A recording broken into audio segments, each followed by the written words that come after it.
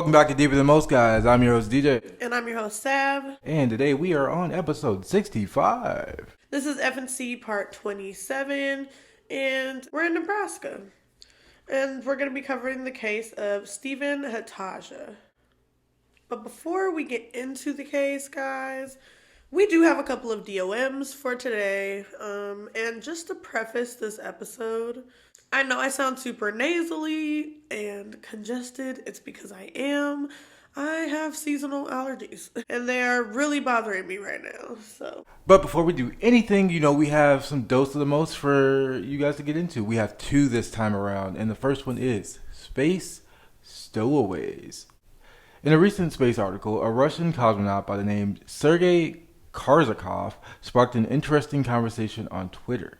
He was taking pictures of the Progress MS-18 spacecraft undocking from the International Space Station when he saw two pairs of what seemed to be eyes staring back at him. And the picture of this, that's literally what it looks like. It looks like, they definitely look like glowing eyes. Say, for example, if aliens had glowing eyes and they were able to just stick to an aircraft, yeah, this would be the picture. This is it. Definitely. There are actually components catching light, but this did not stop Twitter users from comparing the figures to Star Wars R2-D2, which is like the robot. I know who that is. Or Delic aliens from Doctor Who. Now, I don't know what those look like, so... Yeah, I don't either. I've never actually watched Doctor Who, but... Same. Oh my god. Tell me why I just thought that Doctor Who and Doctor Strange are the same person. I'm gonna let that simmer. I'm gonna let that just sit where it's at. For our next dose of the most, we have Portland protests pertaining to RVW. And if you don't know what that is, over this past weekend, which was the day that we were supposed to film, Friday, Roe versus Wade was overturned. This heavily surrounds the topic of conversation of my body, my choice.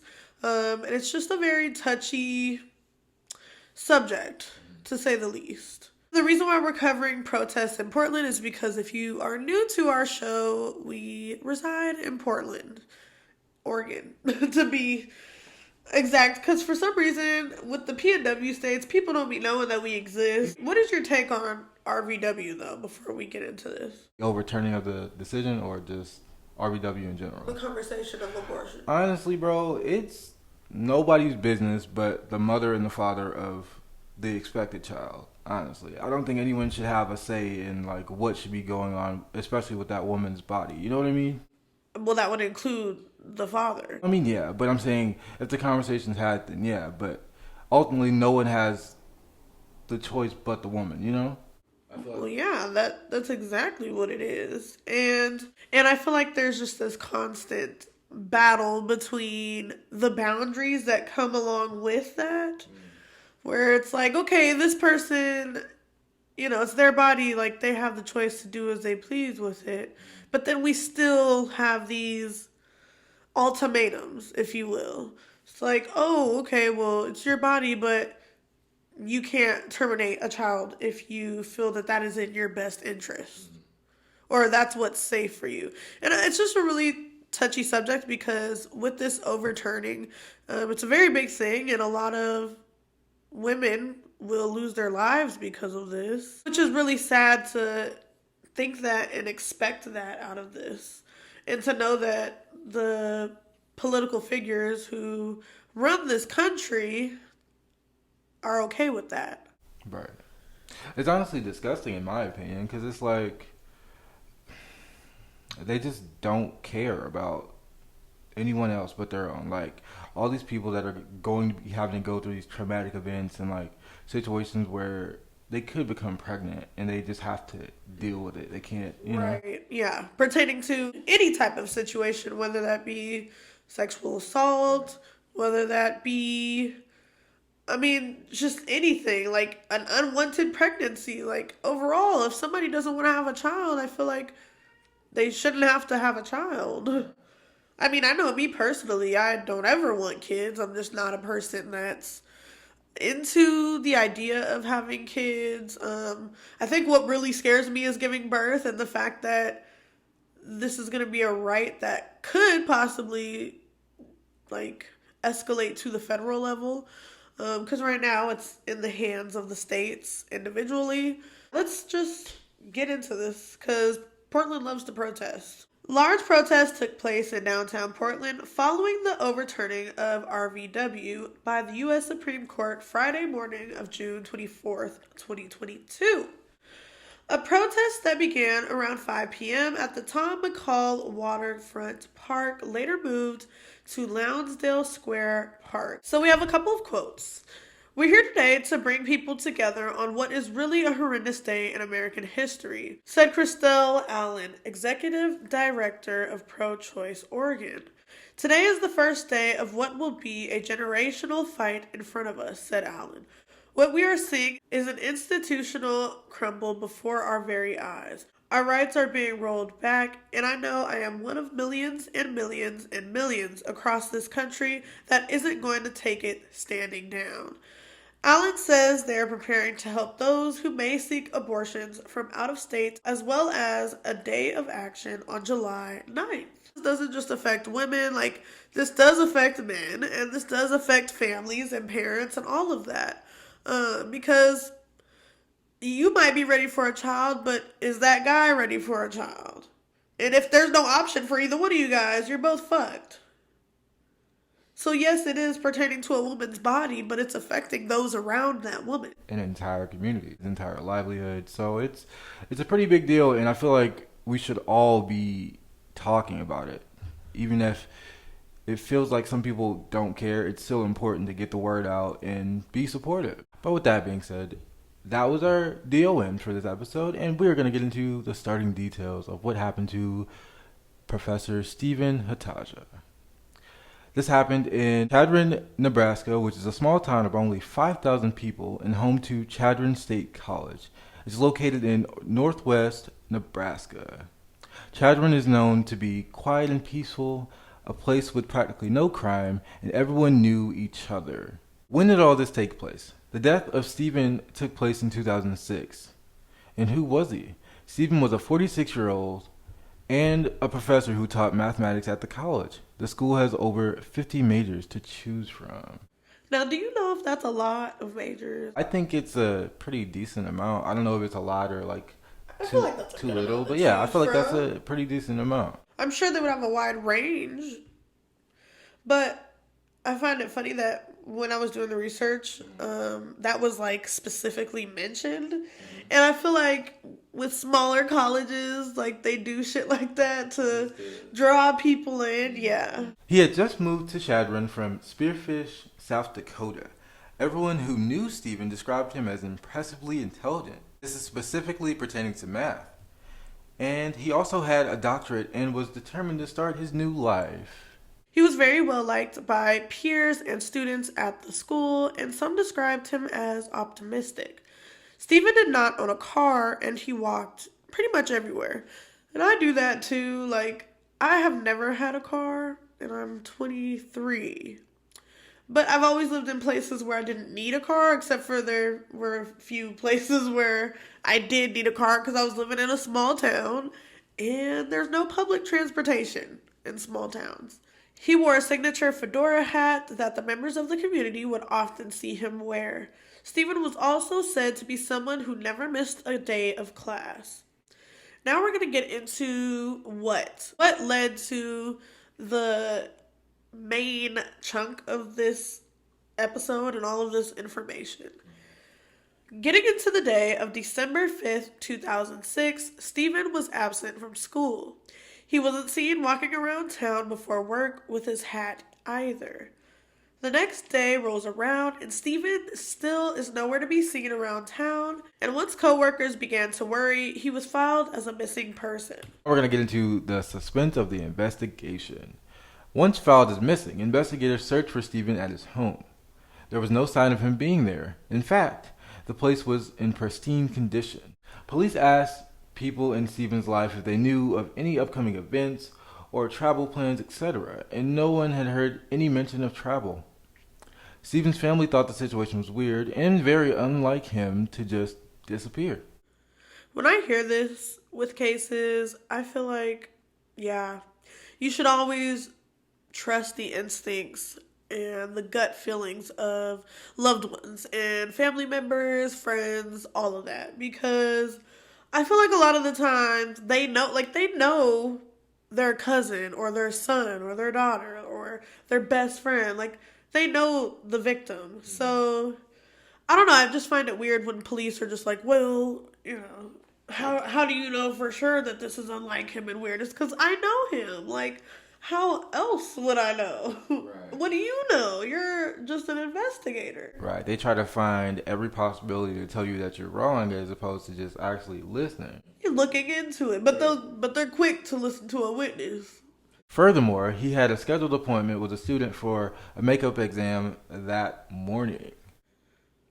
I feel like whenever somebody has an appointment or a meeting or an event or whatever the case may be, like the day that they go missing, like I feel like it's never on that person. You just don't expect somebody to go out of their way to make plans and then not follow through. Right. It's very, especially around this time, it's not very likely. Police found that $100 had been withdrawn from his account at a local bank at 8:24 p.m. and this charge was from the night of his disappearance.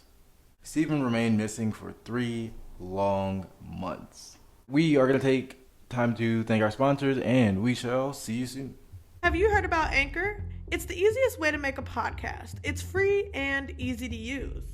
It has creation tools that allow for recording and editing straight from your phone or computer. This means you can view your listener count, upload vidcasts, and personalize your show, making it the best user experience around.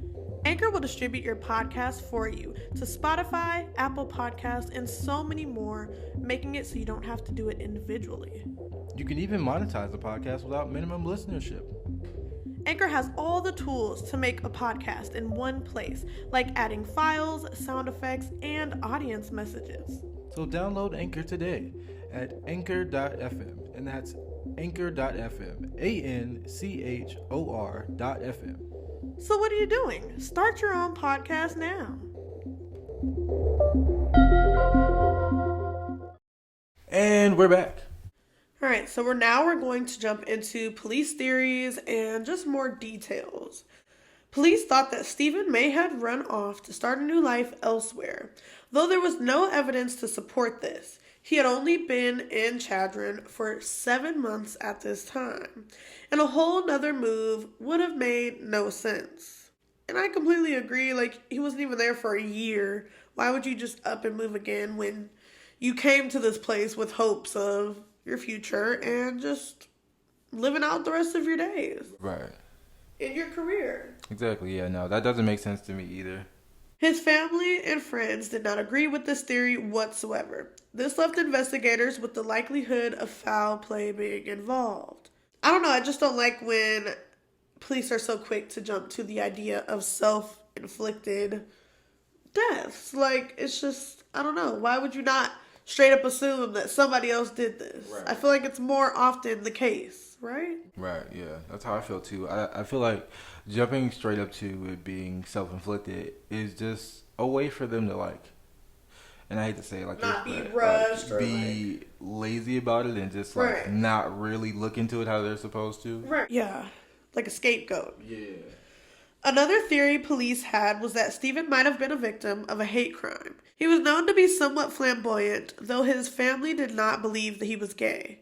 This ruled out the hate crime theory, unless the killer assumed he was and targeted him due to that. This is going along with, somebody just thinking that he was gay and assuming that and doing this to him based off of the fact that he was gay, which is just so evil to think. Exactly. Another theory for police was a serial killer on the loose. This did cause minor panic in the town, but there's no evidence to support this theory either. At this point, police were desperate for answers, taking their efforts to a psychic. I don't know how I feel about police taking stuff like this to psychics after After the last, after doing our FNC on Little Hope and how that went down, it just makes me very weary about them taking the effort to psychics. To continue on, the psychic told police that she thought he had been killed by a disgruntled student who then hid his body in a basement. It is unclear if police looked into this any further. So 3 months eventually came and went with no answers for what happened to Steven. So many questions arose during that time. Was he murdered? Did he just run off? Did he end his own life? None of these questions would be answered. In fact, the details of this case only got weirder. On March 9, 2007, two ranchers were in the hills near the college campus tracking down a bull when they stumbled across a lone tree that appeared to be charred from a fire. This seemed odd to the men as nothing else around the tree was charred, so they approached the tree. Once at the scene, they were greeted with the gruesome sight of a mangled body. The body was tied up to the tree right in the center, and this is where the root of the fire was. And if you don't know what the root of a fire is called, it's called a conflagration. I hope I'm saying that right, or conflagration. I'm not sure. There's an actual word for it, which I learned, and I thought that was pretty interesting. Police were immediately notified, and shortly after their arrival, they were able to conclude that the deceased body was, in fact, Steven Hataaja. Steven had been horrifically burned and was bound to the tree by his ankles and his torso. It was noted that the fire was so hot that his zippers and buttons had all melted. That's insane. Near the scene, investigators discovered an unidentified blob of plastic metal, an unopened plastic water bottle, remnants of a flashlight, and a plastic Tupperware container. There was also a 375 milliliter bottle of peppermint schnapps and unburned briquettes. And I didn't know what briquettes were, and so I had Googled it, and apparently briquettes are literally that bag that you buy from like Walmart or Lowe's or Home Depot, like the bag of coal that you put in a barbecue to light like a coal barbecue. Yeah, I didn't know that. These are some very gruesome details, honestly. Jesus. Yeah. Poor guy. I can only imagine like what he was going through. Now we're going to get into some facts and the aftermath. There were no footprints or fingerprints found near or at the scene other than Steven's. An autopsy was done and revealed that Steven had actually died from his horrific burns and smoke inhalation, leading to the assumption that he was set on fire while he was still alive. To think that somebody could do this to themselves, it doesn't sit right with me at all. It was also found that he had a high level of alcohol in his blood. At first glance, police believed that Steven was murdered, but it was unclear why someone would want to hurt him in such a grisly way. Eventually, information came out stating that Steven had dealt with depression in the past and had attempted to take his life the previous year. This fact alone led police to suspect Steven had done this to himself. Again, bro, how? Yeah. How does one do this to themselves? And how do you come across a scene like that? And even though we said that, yeah, at first glance, they assumed that he was murdered. But as you assess the details and the facts and the evidence, I feel like all of that would show that there's just no possible way he could have done this to himself. Right. Especially with reflex. Our body has natural reflexes. If you're touching something hot or something super cold, your body is going to retract and reflect because it stimulates your brain and it alerts your brain like, okay, this is hot, this is cold. Mm-hmm. If you're lighting yourself on fire, how can you fight that urge to not like rip everything off and get on the ground or run to some water or pat it out? Like, right. Like in that moment, would you not try to fight that, even though you're doing it to yourself? Think about drowning, for example. Like, when you're drowning, it's a fight. You don't just sit there and let it happen. It makes even less sense as we continue. So the end of a tragedy. Like mentioned before, his family was not buying the whole self-harm narrative, and I don't blame them. Like, None of this really makes any sense at all. There was no evidence of any psychological distress leading up to the tragic events, and co-workers of his noted that Steven was excited and looking forward to and for his future. That doesn't seem like somebody that wants to hurt themselves. Right. Even if Steven did want to take his own life, why would he execute it in this manner? The location where his body was found had rough terrain, bumps, hills, all with inclines. Steven had a bad hip, and it would not be logical for him to go through so much trouble in order to take his life. And not only him having a bad hip and this being like a crazy place to, find your way to just to do this, he had alcohol in his system. It's unknown how much he had in his system. It was high, but we don't know exactly how much. It's not making sense to me, and especially with him being intoxicated to whatever unknown level, like, I'm sure his coordination would not have been good enough to... With a bad hip. Right, to carry any of that stuff, to even attempt to tie himself up. No way. Right, yeah, and then tying yourself up.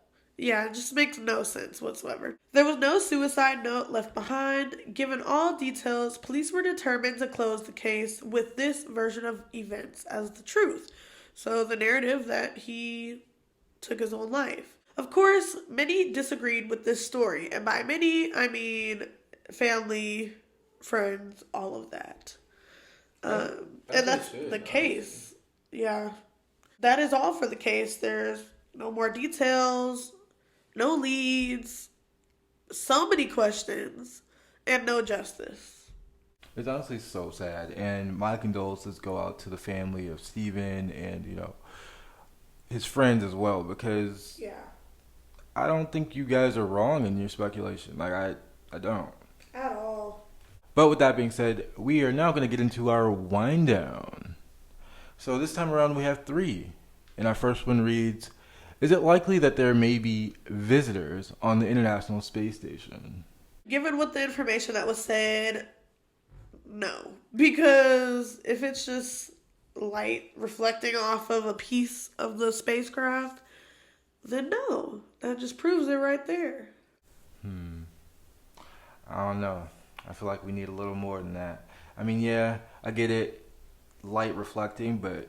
So you think it's a cover-up? Definitely. So you think there's aliens out there with glowing eyes? Definitely, dude. It's a possibility. Think about the dark side of the moon. What's over there? Our second wind down is, how do you think this decision to overturn RVW will affect the country? Honestly, it's going to be a shit show. It's going to be terrible. Granted, there will be places that will help people get out-of-state abortions as they should, and I'm greatly appreciative of that. But overall, it's going to be a very, very tough road. Yeah. And that's in terms of economic ramification. That's in terms of, like, just overall societal ramifications. It's going to be tough to deal with. I agree. And I feel like this, along with many other major sad and tragic events that have taken place in the U.S. over the past, let's cut it down to 5 years, I really hope that this is one of the things that will help us, strive for real change. Not talk about things just because it's trending. Not share misinformation just because you want to be heard. But actually fighting against the powers that be and fight for our rights. Like, literally. I mean, like, I don't know. The government gets away with so much, and I just feel so hopeless because me as one person, I'm like, God, I want us to all just rebel and, just break all of this down, all of this hierarchy, all of this communism, all of this just so many toxic things that take place in the U.S. I just want to break it down and have us rebuild. But I just know that me as one person, like, that's not gonna work. Like, it doesn't work like that. It would have to be a collective thing. We all need to just step up to the plate and start taking things more seriously. And our last and final one down is, what do you believe really happened to Steven? Short answer, he was murdered. Who, what, why, the details, I don't think that will ever be answered or known to anybody but Steven and the person or people. But I can't get behind the fact that this man would be able to do this to himself. I just can't get behind that. I can completely agree with you. I believe he was murdered. And honestly, I think it could have been more than one person. But like you said, there's no further details. There's nothing to go off of, so we don't know. But there's no way that this one man, especially with all the facts that were presented and the details that were presented, there's no way that he could have done this to himself. Right. Why would he? Right. Doesn't make any sense. Yeah. Even with his prior actions in the past, like, it just doesn't make sense. Even if he were, if he did want to take his own life, why would he do it in this manner? Right. Why would you do it like this? Right. I don't even want to think about that because I just don't believe that he did it. As we ended off there, feeling a little heavy in this episode. There was a lot of topics that are sometimes hard to digest. And it's okay to not digest it in the best way that, society deems normal or good. But to digest it in your way and what is seen as normal or good for you.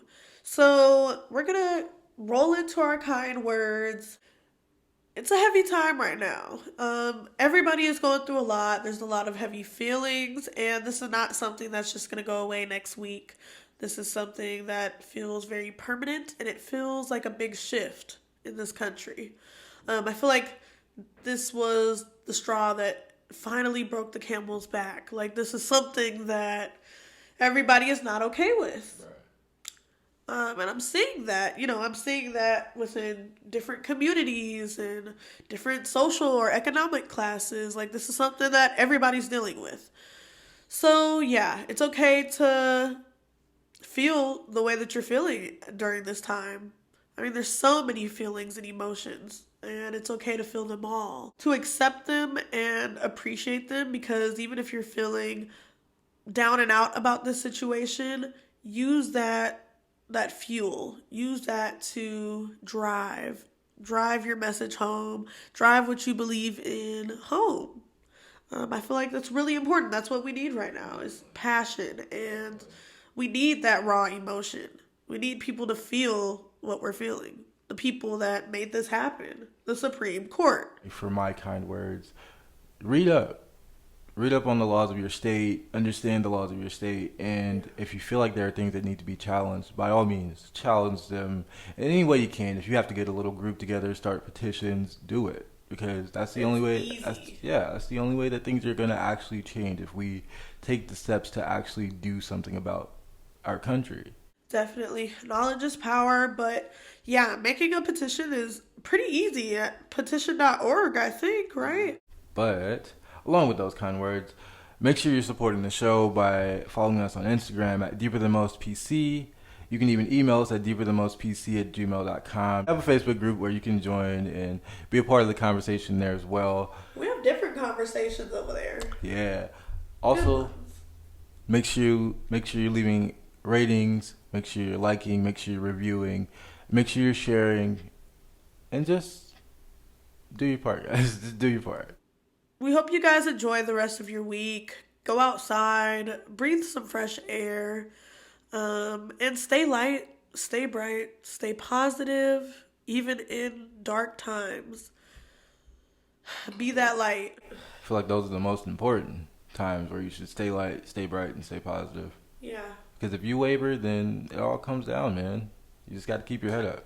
But this has been episode 65, which means you have 64 other episodes to check out, including our short stuff bonuses. I've been your host, DJ. And I've been your host, Sav. Catch us next time on Deeper Than Most.